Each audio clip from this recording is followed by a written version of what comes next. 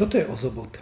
Momentálne sa pozeráte na verziu Ozobot Bit, ktorá je väčšia, trošku robustnejšia.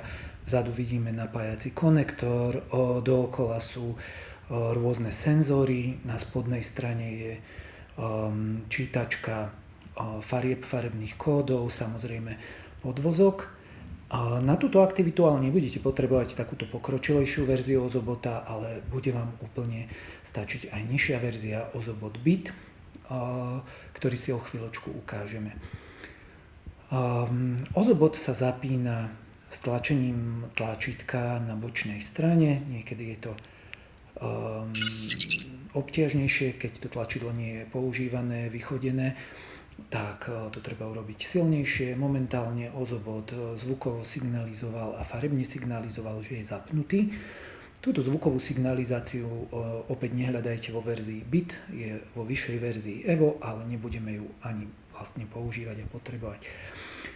K tomuto by som ešte ukázal, ako máme zorganizovaných Ozobotov u nás v škole.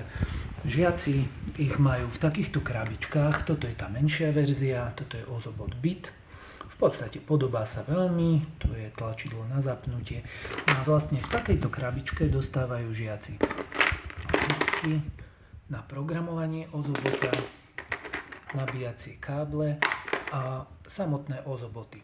Sú dostatočne odolné, robustné, takže pokojne môžu v takejto krabičke bývať. Na Ozobotoch samozrejme môžeme so žiakmi trénovať aj životné zručnosti, môžu byť starostliví, môžu sa starať o ich pravidelné nabíjanie, o kontrolu príslušenstva v krabičkách.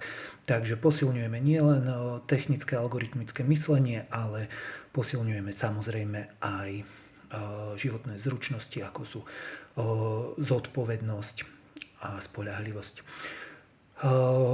Skrátke veľmi rýchlo ukážem aj rozšírenia. U nás v škole používame aj takéto kity. Sú to vlastne bežné puzzle skladačky, z ktorých môžete pre Ozobota poskladať rôzne cestičky. Medzi tie cesty môžete vkladať bloky s programom, alebo môžete vytvoriť nejaký zaujímavý model. Toto, na čo sa pozeráte, je model solárnej sústavy, takže aj takýmto spôsobom môže Ozobot simulovať rôzne pohyby planét.